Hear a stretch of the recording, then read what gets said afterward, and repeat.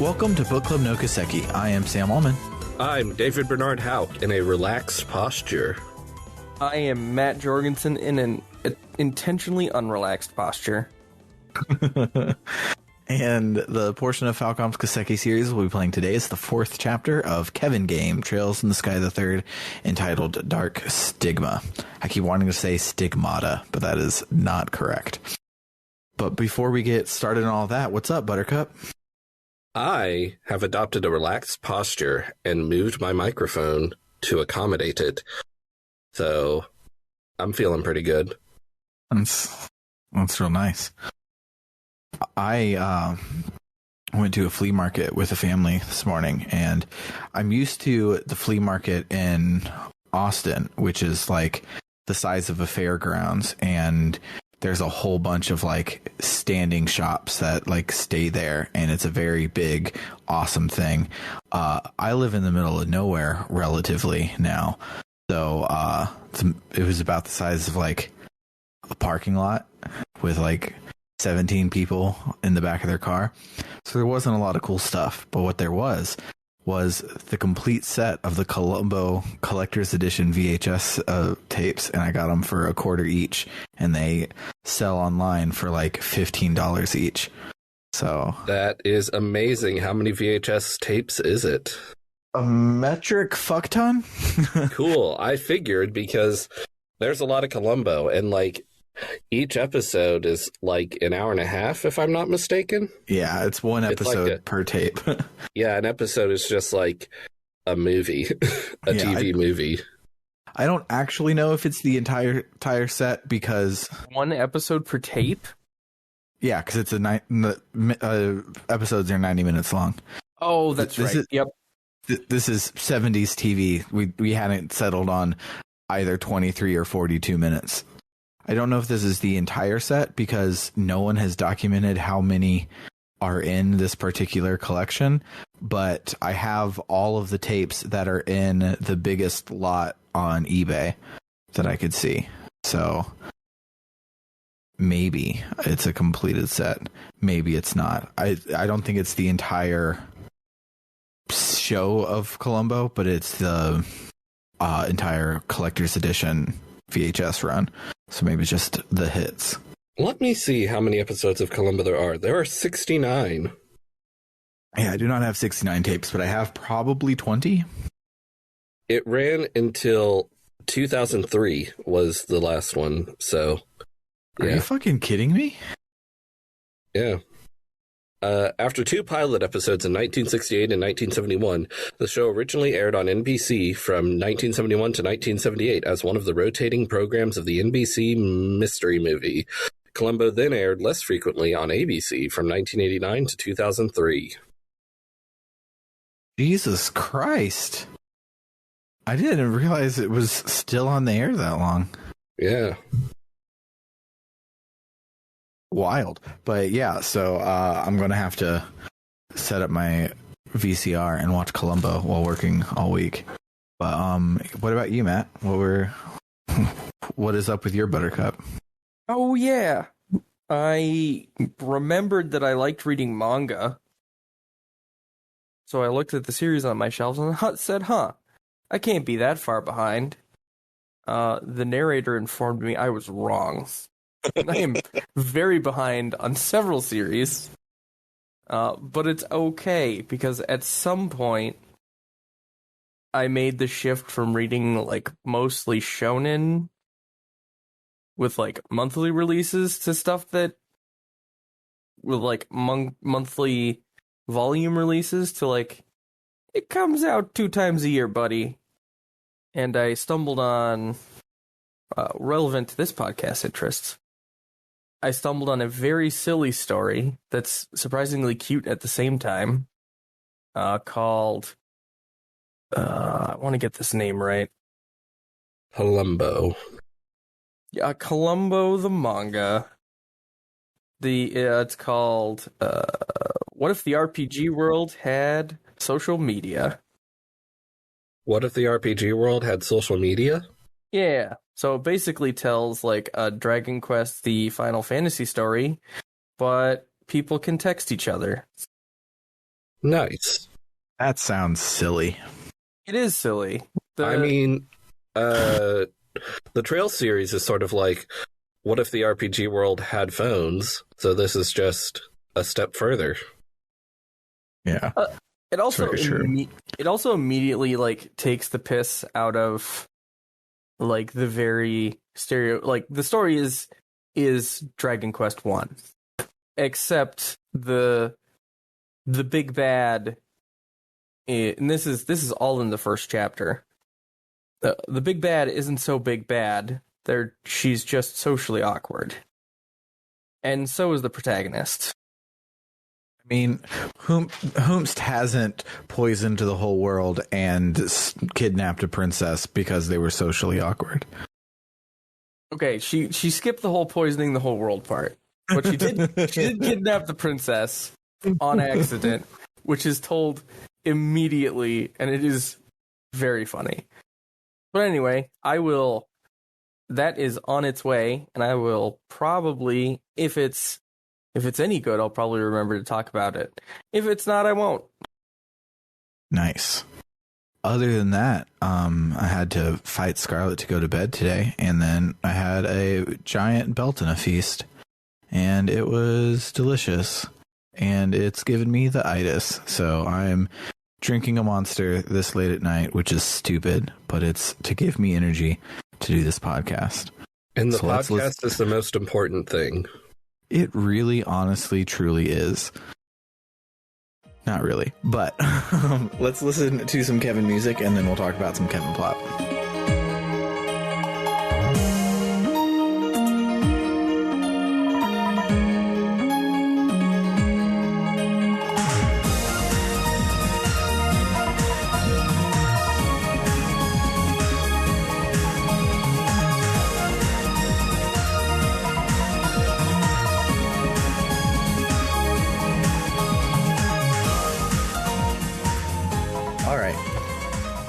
So, like every chapter, we start with a baby Kevin flashback. Back in the day, he was accepted as a squire for the Septian Church super duper quickly because he's a really good pope. Then we see noted fictional character Carnelia come to see him at his popification ceremony. And we found out that she was the one that trained him in his papal ways and is one of the 7 dominions with a capital D. There's one line where Kevin says that he had his reasons for not asking Rufina as his instructor, but he doesn't go into it. Carnelia calls Rufina Kevin's beloved, and he starts to backpedal from that in a thoroughly non-convincing way when Rufina herself shows up. She says she was away on a mission, but she hurried back to see Kevin receive his popeness. She asks if Reese knows about Kevin's new pope-like qualities, and he says that he's going to go tell her to cheer her up because she was mad at him for leaving, and he and Rufina promise to go home together soon.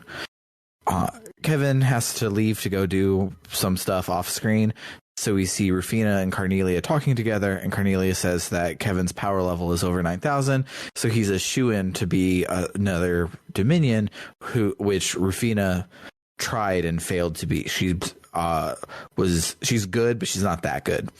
Carnelia says that Kevin might even manifest a stigma, the name of the chapter, whatever that means.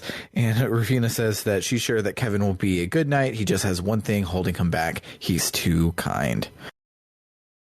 Back in the present, we open up our Pokeballs and we get Olivier and Zen.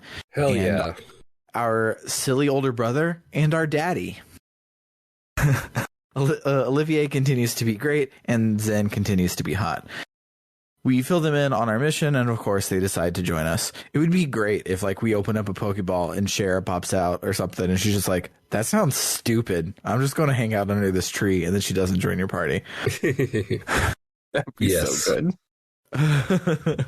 Before we head off back to do the next plane, they have questions. Zen asks about our ghost friend. We give him the lowdown on how she's given us lots of advice, given us lots of voiceovers the whole time, and she showed up as a ghost a couple of times. And we mentioned that the Schwarzritter said that the Yu-Gi-Oh dude stole most of her power and referred to her as the Hermit and the Master of the Hollow Garden. And Zen's like, that fucking plaque over there says the Hermit's Garden, so pretty obvious that he was talking about her. We talk about how she seems to be getting more powerful the farther that we push through, and all of the good things that we have for our quest seem to be related to her, like all of the save points and the garden and the Pokeballs and our teleporter cube and stuff. So if we push even farther and restore even more of her power, we'll probably get a big power boost and be able to win at Yu-Gi-Oh! So we all agree to push on, but Olivia's like, hey, I didn't ask my question yet. Politely, Kevin, what the fuck? And everyone's like, what? And he's like, the Yu-Gi-Oh! Man is very, very fixated on specifically Kevin. And they seem to know a lot of shit about Kevin's past, and they keep bringing it up over and over. When we have a big fight, they're never like, oh shit, it's Tita. We got to fight Tita. They're always like, it's you, Kevin. It's got to be you. And Kevin is like, IDK. And Reese pointedly says an ellipsis. Kevin is like, who knows? Let's just keep pushing and not asking any questions. And Reese is like, I'm gonna head out. And she takes off. So Kevin is like, what the fuck? And he follows after her. He asks her, are you upset that like I've got all these friends and you've only got me? So like you're lonely and your only like non-lonelyable person is like busy. And she's like, cut the shit. And he's like, what do you mean? She's like, yeah, I felt left out for a little while because you've obviously gone through a lot with these people. So you're close to them, even though you've closed yourself off from me for a whole hot minute. But it made me happy because before this, you were punishing yourself for what happened to Rafina. So I was happy that you were able to make friends. Except you're a big fat fucking phony. You're not making it any friends. You're just playing it being their friend and not letting them. You're like putting on an act. You're still dead inside. You're still not like healing from anything. You're just hiding behind your charisma. So I'm pissed that you aren't my friend, but I'm more pissed that you don't have any friends and you're just being a fucking poser. And he's like, harsh. And you totally 100% very convincingly, I'm saying that you have it all wrong. And I'm not just continuing to put on a smile and fake through it. And she's like, that's fucking bullshit. You're obviously shaken by the quote unquote nonsense that the Schwartzritter and the Yu-Gi-Oh! Are saying. And then Kevin says an ellipsis with an exclamation point. She's like, tell me, what does devour the new offering presented to you and display your seal once more mean? And he's like, you're obviously tired and crazy. So sit this dungeon out. You're jumping to conclusions. You have no idea what you're talking about. And she walks up and slaps him. And she's like, I know that this means I'm shirking all of my Pope duties, but fuck you and the horse you rode in on, you dead-eyed fuck. And she storms off. Joshua comes up and is like brutal. Kevin asks Joshua what he thinks of him being Kevin. And Joshua's like, oh, I know you're like a super papal assassin and you're the one who killed Weissman and a whole bunch of people before. I also know that you orchestrated a lot of the last game so that you'd be able to kill Weissman, including putting Estelle's life on the line. But I'm not mad because if you hadn't nearly gotten Estelle killed, I would be Weissman's puppet, and that would have sucked. It was only because of Kevin that Joshua was able to not be a robot at the very end of the game. So Joshua offers to be our second in command for this dungeon, and we go off and do a dungeon. The next plane is based on the tutorial dungeon from last game. The monsters here are beastmen, so they are the path of beasts. Our ghost friend shows up to tell us that there are 3 ordeals we must overcome on this plane, and she gives us a map so that we can travel to the non-connected bits. We head to the Balstar channel because it's the only place we can go currently for gameplay reasons. But they give like multiple text boxes to explain in universe why the map doesn't have all of the pieces on it, and it's stupid. So we head to the sewer dungeon, but instead of a sewer dungeon, it's a lava dungeon, and nothing else has changed. You interact with everything the exact same way. It's just lava this time. So we get to the bottom and we see Annalise, except she's obviously not real because she's fighting with demons. So we fight her. How was this fight? It was fine. Yeah. Yeah. I'm on easy and have been doing all of the side content, so I barely take damage in this game anymore. So my how was this fight is I held down the X button and I watched some television. Nice. So after the fight, we get her Pokeball and we go wake her up, except she wakes up sleeping, which is a silly sentence. We wake her up from sleeping and we exposition at her and she joins the party. So let the fun begin anew. Back in Le Local, which is the place that we were. I didn't say the name earlier, but now I did. It would probably be Le Loc. Probably. Lee Local. But who can say? Yeah, I don't remember like how they pronounce it in Japanese to even get a hint towards it. It would probably be Agate. Probably. So a new section opens up on the map, so we head into the St. Croix forest, which again has nothing different. It's just fall instead of spring. So we get to the end of the forest, and Gilbert is being crucified by beastmen. Awesome. We let them. We walk away. We join in the fun. No, we're value is lost. No, we're JRPG heroes, so of course we save him. And he says that he's not actually better at dungeoneering than us. The only way he keeps getting ahead of us is he gets caught in vortexes that take him to the next plane, and he doesn't actually complete the dungeons. He wanders around lost, and then a big vortex shows up, sucks him through, and then we come along and make fun of him. And we do this over and over again. He just keeps getting flushed down to the lower floor. And it's every time that we meet Gilbert, he just gets flushed through a vortex. So apparently the beastmen were attacking Gilbert because he stole their food, because he's a little piece of shit. So we then get to see Demon Shara, and we fight her, which nets us her Pokeball. So we go open it up. She's got a shiny new character design. She has a haircut and new clothes, and it looks Her awesome. tits are out. Yeah. She looks great. I love her new hair. Mm-hmm. We tell her what's up, and she decides to join us. We try to guess who the last person we get will be, because everyone has trained at before. It doesn't even have any sounds like that in it. Yeah, I got it right. and so we head to Grimsel Fortress, and it also is no different than last time. So at the end, I'm pretty sure the layout is actually different, but the gimmicks are the same. Yeah, it felt the same, but that was a game and a half ago, so I'd have to play them side by side or more recently to remember. But at the end of the fortress, we see Agate, and we beat him. We wake him from his Pokeball. How was this boss fight, by the way? I didn't even ask about Shara's boss fight. Were any of these interesting? So this boss fight was fairly difficult. I was trying to take out Agate's two demon friends first.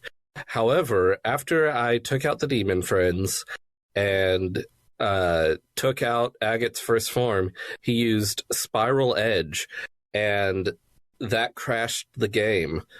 So I was like, that's weird. I'll try again. And the same thing happened. And so I was like, that's weird. I'll Google it. And I found one person experiencing the same issue. And someone had told them to, disable some sound feature. So I tried doing that. I tried disabling sound completely, but I could not get the game to not crash. So what I did was, instead of taking out the demon friends would make sense strategically, I just threw everyone at Agate and tried to kill him as quickly as possible so that I could kill him before he happened to use Spiral Edge, which is completely random. One of my attempts, he did it right at the beginning. So I just got lucky and was able to kill him before he used the move that ends the universe. Have you ever been so good at swords that you crash the universe? Yes. Only once. Apparently, since that worked, I'm guessing the actual fighting of him wasn't too hard. I mean, yeah, that worked. And then my dudes were all in shambles, so I had to try and heal while dealing with the demon friends. So yeah, it was a pretty standard boss fight difficulty-wise, except there was sort of a meta layer to the difficulty that made it very hard. Nice. What about you, Matt? Did you struggle with any of the party member fights this week? No, I remember that I fought them. Nice. Not how difficult they were, so that usually is indicative that it wasn't that hard. Yeah. So after we beat Agate, we get his Pokeball. So we go to wake him up, and he agrees to join us. We go back to the local, and it is dark now, and there's a big-ass devil to fight. But when we go to fight him, he locks us with Weissman's eye-locking power. We're fucked. But then Reese shows up, and she excises the demon like a badass, but it doesn't work all the way, so she gets her ass kicked, and we end up having to still fight it as a boss fight. In the boss fight, Kevin unlocks his Stigma power as an S-Craft, and it's the cool spiky one from the last game, and it's super cool. So we use that to fight the devil, and we win. How was this boss fight for you guys? It was hard. I lost. Yeah, and then I tried again and I won. But it was really hard. It was especially hard because I was like, oh man, I just got Agate. I'll bring Agate and Tita along because they're friends and I want them to be able to hang out. But Tita, in my timeline, sucks. Yeah, she's not the best this time around. I did almost exactly what Bernard did. Yeah, I held down the go button. Games where I write notes, I play on easy, and I always end up, when I get to boss fights, I'm like, yeah, and it was nothing. And then everyone else is like, I had to sacrifice my firstborn to beat this boss. But it makes me be able to do it faster, so I'm not complaining. So after the fight, we get a Pokeball, and the Yu-Gi-Oh man shows up. He says that Kevin played right into his trap, and Kevin is like, shut up and take that mask off. And the Pharaoh's like, okay. But then Reese is like, stop fucking with Kevin's head. He's like, I'm not Teehee, and disappears, saying that our next destination is the path of the Dream Devils. Cross between the realms of shadow and light and gather the black and white pieces therein. Only upon the completion of your collection will your path to yet a new game board become clear. I think it's important to note that the Yu-Gi-Oh man, when Kevin asks him to take off his mask, the Yu-Gi-Oh man is like, oh, do you want me to take off my mask? Do you really want that? Is that what you really want? And it freaks Kevin out. Yeah. So who knows what's under there? Maybe it's Kevin. It probably is. I wouldn't doubt it. So Reese tries to talk to Kevin about the riddle or whatever, and Kevin's like, we'll talk about it later. I'm busy. So we take our new Pokeball, and it's Estelle. She steals the scene immediately. I missed her. I'm glad everyone else got a chance to shine, but I'm going to miss the shit out of Estelle for the next 6 fucking games.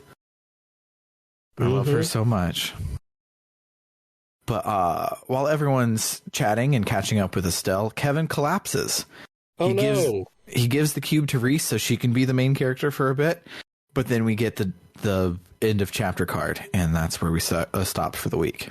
Kevin fucking died. I can't believe Kevin fucking died. So let's listen to some Kevin music, and then we will talk about a couple of the doors this week because there were too many.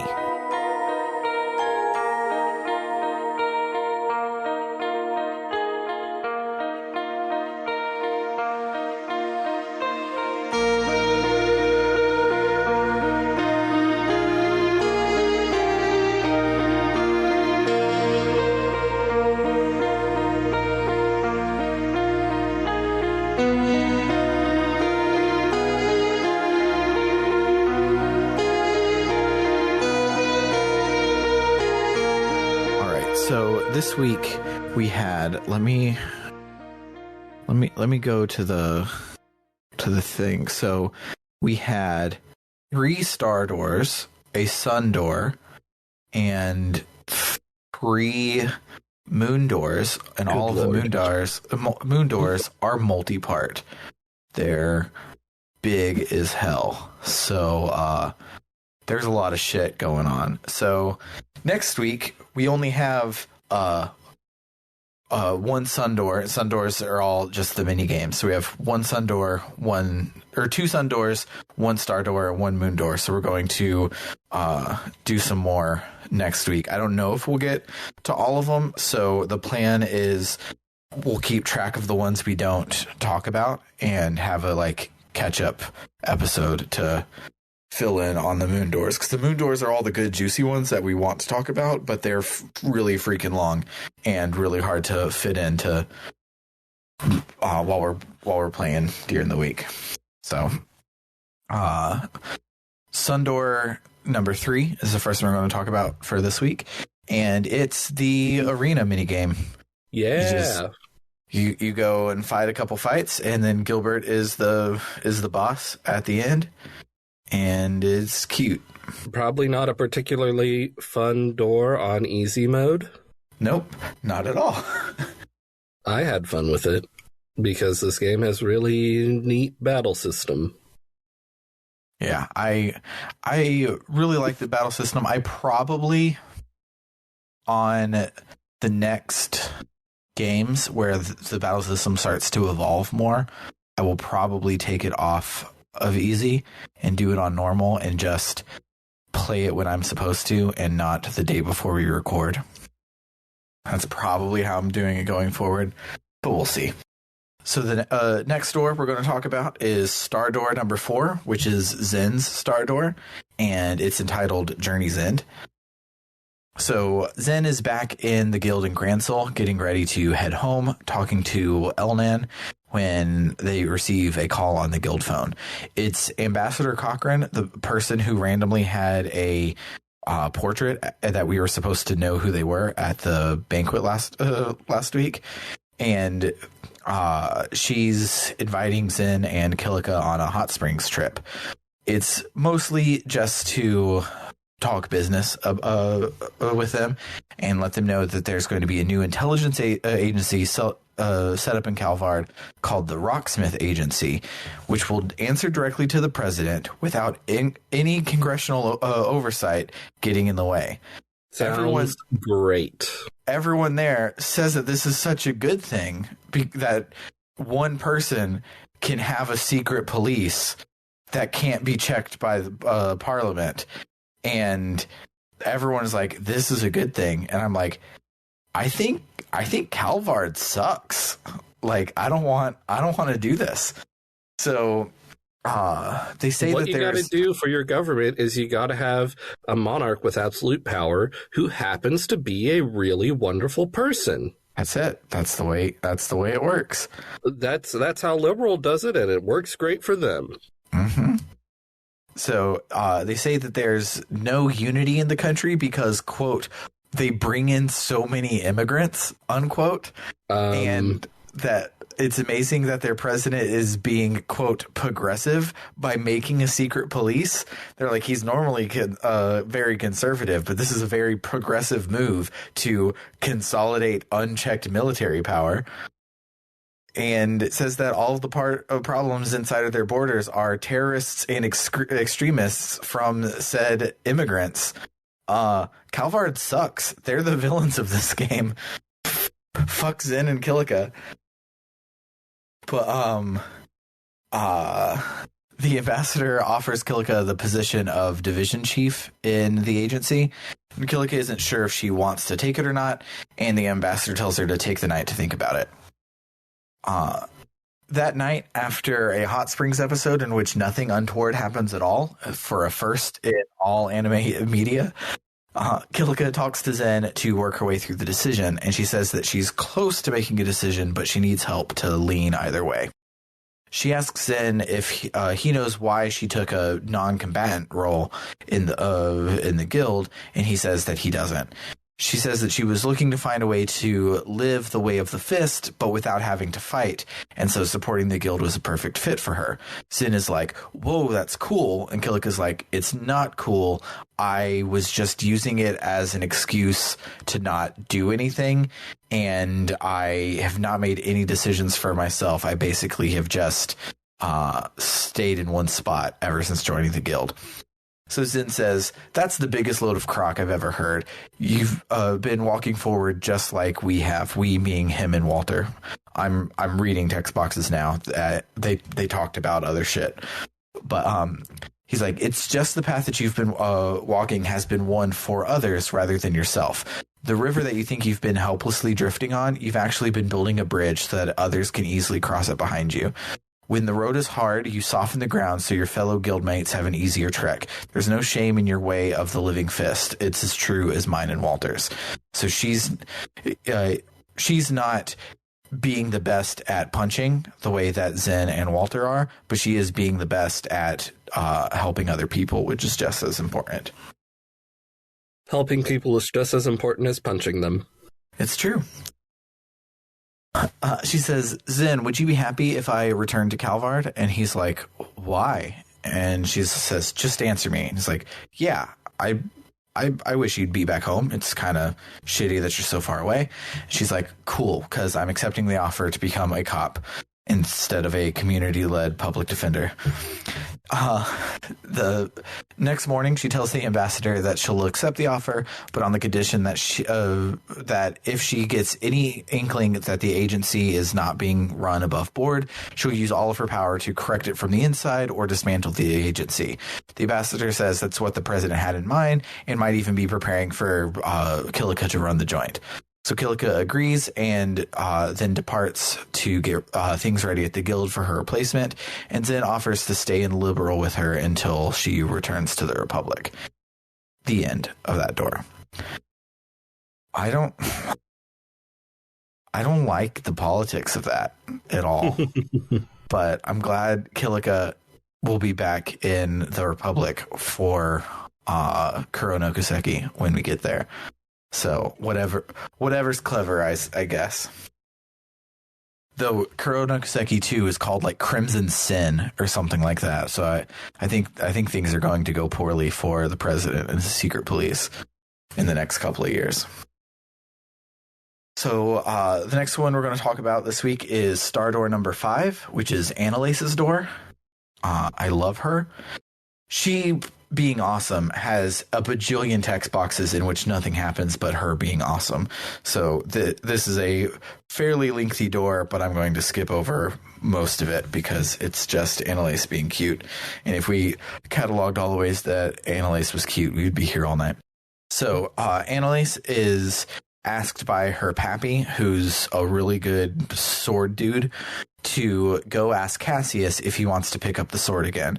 Because Cassius, as you remember, hasn't used a sword since his wife died. He's only used since he became a bracer, he only used the staff. So she treks over to Lyson Fortress to talk to Cassius, but Cassius says, no, staves are for protection, and that's who I am now. I'm not cutting people down, I'm protecting people, so no sword for me. Annalace is like, swords can protect people too. I've been fighting the whole time to be a better swordsman and a better bracer so that I can protect people. But hearing Cassius say that swords suck makes her like falter a bit. And she's like, well, if you're giving up the sword and you say that you can't protect people and like you're obviously way better than me, like what chance do I have? And Cassius is like, chill. Like, we're not the same person. Swords are fine. I don't want a sword. You can sword all you want to. Here, let me go introduce you to somebody. So he takes her to go and spar with Richard.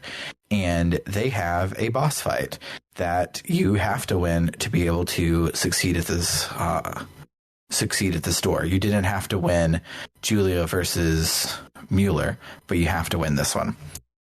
After the fight, Annalace dissects the way that Richard was using his sword, like how he's always on his back foot being defensive and stuff like that. She uses a lot of big sword words, and So looking at all of that, she comes to the conclusion that she should use the sword in a way that's comfortable for her and use it as an extension of herself.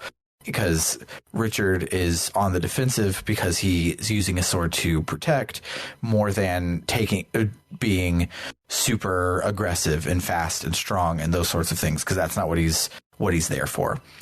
And Cassius is like, "Atta girl, you understood why I brought you out here, so you can have my sword because I'm not using it anymore." She agrees to take it and realizes that her pappy was trying to teach her this lesson because he knew that Cassius would never give the sword back. And she realizes that it's not about being faster or stronger, but about being true to yourself and why you took up the sword in the first place, so that the sword can be an extension of you. It's sweet. I like Annalise a lot. The last door we'll be talking about this week is Star Door number 6. This one is really cute. You play as the Ravens, who are being trained by Agate to become bracers. As you may remember, that's what they promised to do at the end of last game. And you get to completely play as them, like they're in the party by themselves, and you have a little, basically their bracer tutorial dungeon. And there's a lot of back and forth. There's a lot of banter. There's like some twists and some turns, but I don't give a shit about the Ravens. I don't actually care. So you can just skip this one. You don't have to do it. It's the one that says take Agate and get 20 recipes or whatever. So if you haven't done that one, you don't have to. It's cute, but it's not great. But yeah, those are the ones I was able to get to this week. So, yeah, let's listen to some more Kevin music, and then we'll talk about our memorable moments.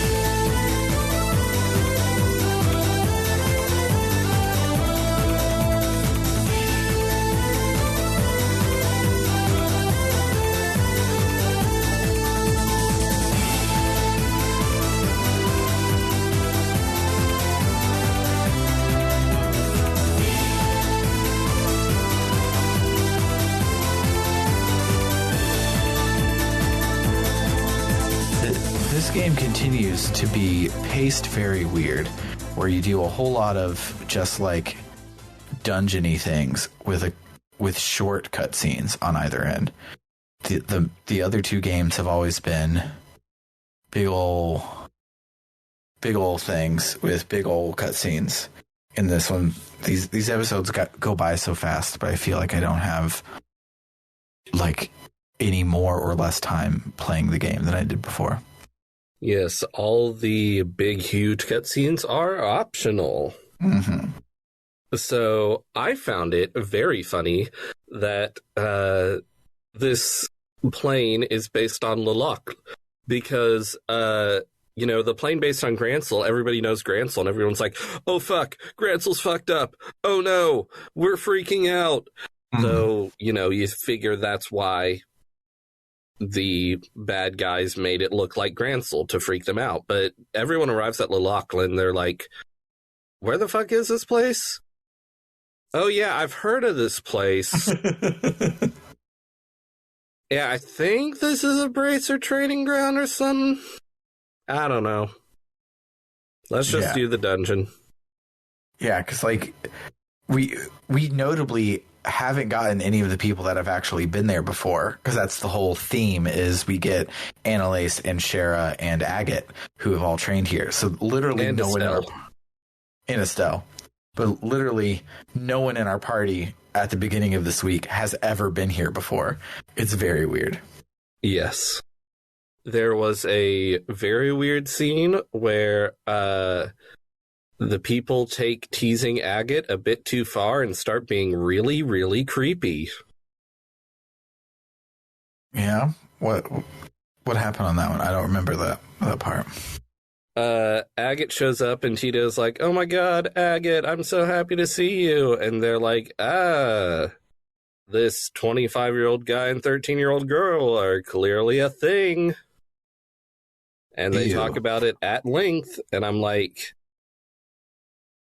this is getting a little weird. Taking your teasing a bit far. Yikes. Yeah. And I mean, especially when the 13-year-old girl is there, that makes it even weirder. Mm-hmm. I wonder how weird it is in the Japanese, because all of the things that make it not weird are just like in text boxes and could totally just be Brittany translating this game and being like, oh, that's fucking weird. So we're going to have Tita and Agate like double down on it not being weird. And if it was like actually weird in the Japanese or something, who knows? Because they bring it up a lot. And as we know from Persona 5, you can do a lot in the localization to change things. They didn't change Persona 5 enough, but they did drastically change the scene. Mm-hmm. What about you, Matt? What are some that you have?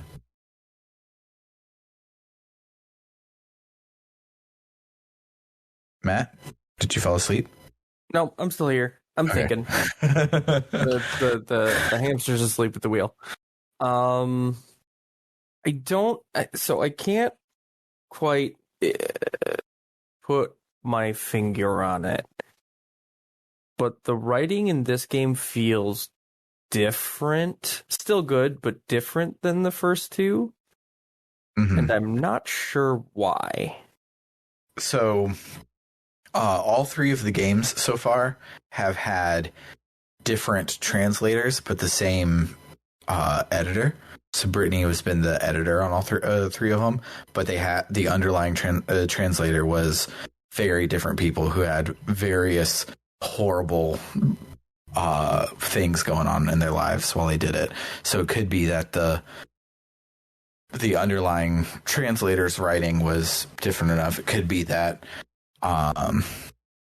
Brittany was playing faster and looser with this one or something. I'm not sure.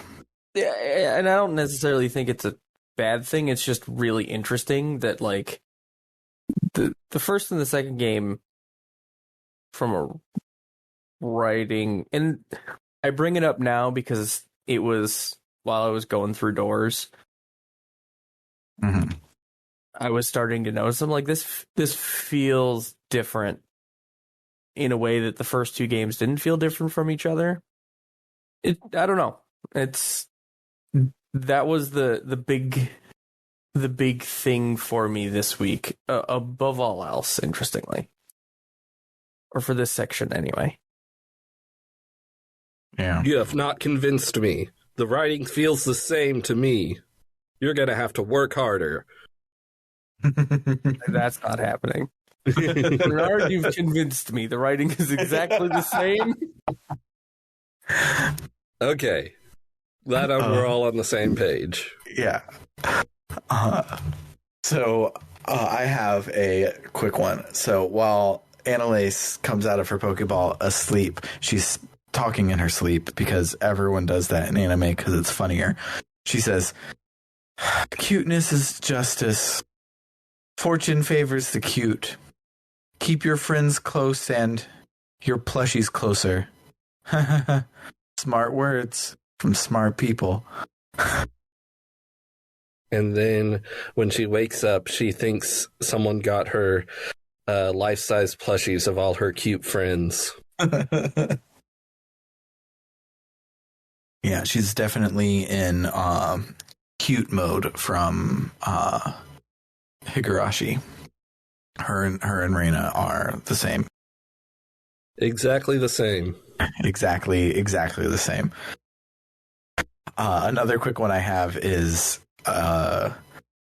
after Annalise is like, "Oh, you're not plushies." Damn. Joshua's like, "Well, sorry for being a human being," which is just a stupid ass line, and I liked it. I'm surprised you haven't talked more about Kevin being like, "Oh man, this power I have locked away that I said I would never use." Yeah, it feels different in this one because he has it wasn't like the beginning of the game. He's like, all right, got to make sure I'm packing everything for my trip. So I got my crossbow, and I got some clothes on my back, and I got my Stigma, which I promised I'd never use. So like the build up and the release happened in like the same cutscene. So it wasn't. It technically is that trope, but it didn't let us in that on it being that trope early enough. It's also kind of his second swing at that, right? Mm-hmm. Like, we saw him turn a dude into a pillar of salt. Yeah, that last game. Yeah, that ruled. I still freaking love that, and the fact that like the church was like, oh, we accidentally killed the entire northern state of the continent. So this is really fucked up. How can we weaponize this to kill sinners? And it's fucking cool in like a horrible way. The more I play this game, the more I love the characters, and I do not trust any of the forms of government. It's good that you feel that way. Except the righteous monarch of Liberal. That's true. I appreciate Chloe and I appreciate Olivier, and I hope that they fix the whole continent. And I'm sure that nothing will go wrong. When we start playing Cold Steel, Olivier will be in power, and he'll be like, guys, let's just cool it and let's just hang out for 4 games. And everyone says, okay. And there will be nothing the matter. Yes. Uh-huh. That's what happens. It's Cold Steel is a mistranslation. It's actually Legend of Heroes, Cool Breeze. Yes. But yeah, anyone else have any mem moms? I really liked a door we didn't cover today. Yeah, I didn't even get to that one. So I guess I'll talk about that one when we talk about it. Yeah. These doors are getting much more difficult for me to talk about because of later stuff. Yeah, these are all the doors are all like, where are they now, like sort of things that wrap up this trilogy story. But if any of them have anything to do with the next duology or beyond sort of thing, I could see how this is starting to get wrapped up. Yeah, it's why it took me so long to pause, because like there are things I want to go into. No. In 2 years. Do it. No more talking about future games for you. I know. I'm trying so hard. I'm going to call the Men in Black to come to your house and make you forget that you've played the next games so that you don't say anything else. Okay. Says Sam, who never spoiled anything about this series. That's me. Well, to be fair, I thought it was obvious because I already knew the twist. So I was like, oh, this big foreshadowing is the reveal. And so I said it, and you're like, that was not a reveal. And I'm like, just kidding. But anyway. So that'll do it for the week. This series is a timed exclusive for our Ko-Fi supporters. So if you're hearing this in the podcast feed, come on over to www.rpgbook.club, and there will be a few extra episodes waiting on you when you donate. We now have membership tiers, so if you donate $1 a month, you get all of the same stuff we had before, such as voting on our polls and access to these episodes early. But we also have 2 more tiers, a $5 tier where we'll shout out your name every episode, like this. Shout outs to Cerebral Wind, Anthony Lerma, Fimk, Jfro Prime, Eli Bergmas, Doho, and Tuxedo Ken. We also then have a $20 a month tier where we will also read a 1-sentence plug of your choosing.